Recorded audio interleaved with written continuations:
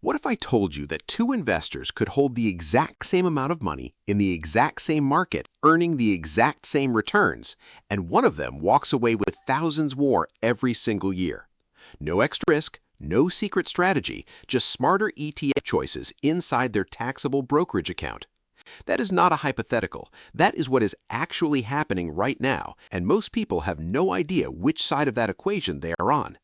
Here is the uncomfortable truth. The average investor spending time researching which ETFs have the best returns is asking the wrong question entirely. Because in a taxable brokerage account, it's not just about what you earn, it's about what you actually keep after the IRS takes its cut. And right now, millions of everyday investors are quietly bleeding money through something called tax drag. It happens slowly, it's mostly invisible, and it compounds against you every single year. Studies have shown that poor tax efficiency can wipe out anywhere from 20 to 35% of your annual gains in a taxable account.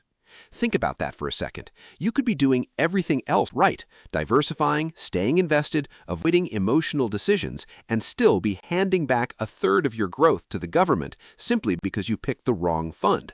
That is not bad luck. That is a solvable problem. And that is exactly what this video is going to solve for you. Today, I'm breaking down the 5 best ETFs specifically optimized for taxable brokerage accounts heading into 2026. These are not just good ETFs in general. These are funds that are engineered through their structure, their strategy, and their management style to minimize the tax hit you take every single year while still giving you strong, competitive exposure to the market. Whether you're building long-term wealth, saving for a major purchase, or just trying to stop overpaying the IRS, these 5 picks are designed for everyday investors who are done leaving money on the table. Now, before we get into the list, I need to flag something that almost nobody in the personal finance space is talking about right now. There is one extremely popular ETF, you've almost certainly heard of it, you might even own it, that is quietly sitting on a ticking tax time bomb. Due to a combination of portfolio rebalancing and fund outflows, this ETF is on track to distribute a significant capital gains payout before the end of the year. And here is the brutal part. Even if you did not sell a single share, even if you just held it and did nothing, you could receive a tax bill this December for gains you never actually saw in your account. It blindsides people every year, and 2025 has set up the conditions for it to be worse than usual going into 2026. We're going to cover exactly which ETF this is, why it happens, and how you can legally sidestep the whole thing before it hits. So if you have a taxable brokerage account or you're thinking about opening one, stick with me through this entire video. The information coming up could be worth thousands of dollars to you, and the clock is already ticking. Alright, let's get into the 5 ETFs that actually belong in your taxable brokerage account in 2026. And I want to be clear, this is not just a list. I'm going to explain exactly why each one earns its spot. Starting with number 1 and 2, VTI and SCHB. These are total market index ETFs, and they're the gold standard for taxable investing. Here's why. Their annual portfolio turnover is under 3%. That means the fund is barely selling anything, which means almost zero capital gains distributions getting pushed onto your tax return at year-end. Compare that to an actively managed fund turning over 60 or 70% of its holdings every year. That's a tax bill waiting to happen. VTI charges just 0.03% annually. SCHB is right there too. But the real magic is structural. ETFs use something called in-kind redemption. When big institutional investors exit the fund, the ETF hands them actual shares of stock instead of cash. No sale happens. No taxable event is created inside the fund. Mutual funds cannot do this. That one structural difference alone makes ETFs dramatically more tax efficient for your taxable account. Put VTI or SCHB as your core holding, and you're starting from a position of serious strength. Now, ETF number 3 is where strategy gets interesting. Meet ITOT, the iShares Core S&T Total U.S. Stock Market ETF. On the surface, it looks almost identical to VTI. That's exactly the point. When the market drops and your VTI position is sitting at a loss, you sell VTI and immediately buy ITOT. You lock in that paper loss for tax purposes, stay fully invested, and avoid triggering the wash sale rule because these are not considered substantially identical securities by the IRS. Here's a real dollar example. Say you invested $50,000 and the market drops 15%. You now have a $7,500 loss on paper. You harvest that loss, use it to offset gains elsewhere in your portfolio, and if you're in the 22% tax bracket, you just saved $1,650 in taxes while staying in the market the entire time. That's not theoretical, that's money back in your pocket. Moving to ETF number 4, VXUS.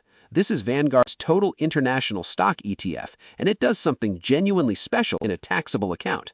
Foreign companies pay taxes to their home countries on dividends before the money even reaches you.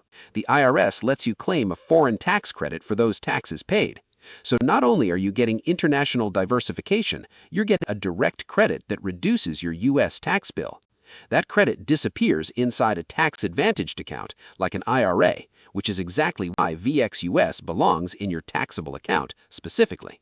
ETF number 5 is AVUV, Avantis U.S. Small Cap Value ETF.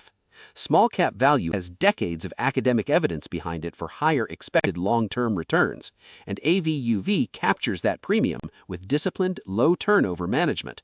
This is crucial because high turnover destroys the factor premium through tax drag. Now, a hard warning before we move on. Avoid high dividend ETFs like SCHD in your taxable account.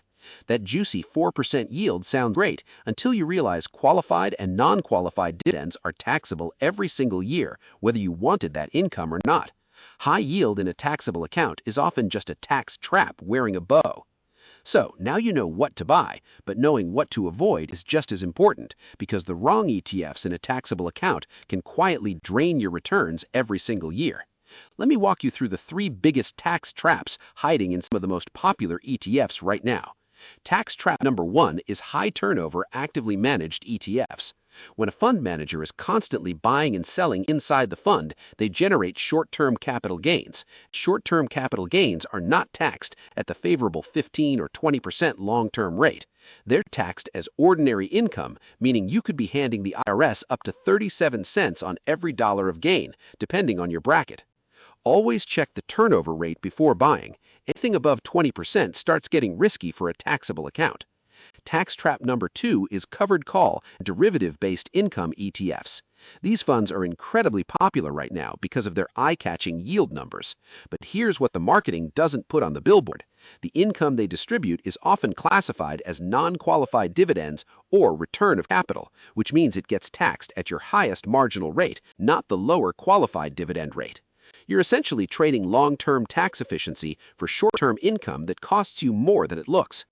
Tax trap number 3 is ETFs that hold REITs or MLPs in a taxable brokerage account. Real estate investment trusts pass through income that doesn't qualify for the lower dividend tax rate. Master limited partnerships can create a paperwork nightmare involving K-1 forms and unrelated business taxable income.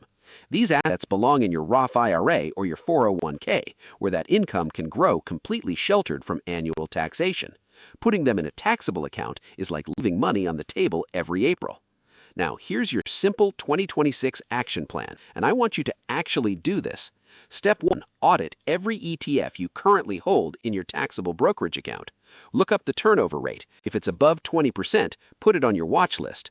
Step 2. Identify any income-heavy or derivative income ETFs sitting in your taxable account and move them to your Roth IRA or 401k where that income can't touch you until you choose. Step 3. Replace those tax-inefficient positions with the 5 tax-efficient ETFs we covered in this video, built for long-term compounding with minimal annual tax drag. Step 4, and this one is underrated, set a calendar reminder every November to check your ETF provider websites for upcoming capital gains distribution announcements. Funds announce these before the record date, and if you know in advance, you can make smart decisions before that distribution hits your account. Now, I want to make this even more actionable for you personally. Drop your current ETF holdings in the comments below, and in my next video, I'll do a live audit call out of real viewer portfolios, naming names and showing exactly where the tax leaks are. Also, subscribe right now because my next video is going deep on tax loss harvesting strategy specifically for Q4 2026, and that one could save you thousands before year end. Finally, grab the free ETF tax efficiency checklist linked in the description. It has every filter and criteria from this video in one printable page, so you can apply this immediately, not someday.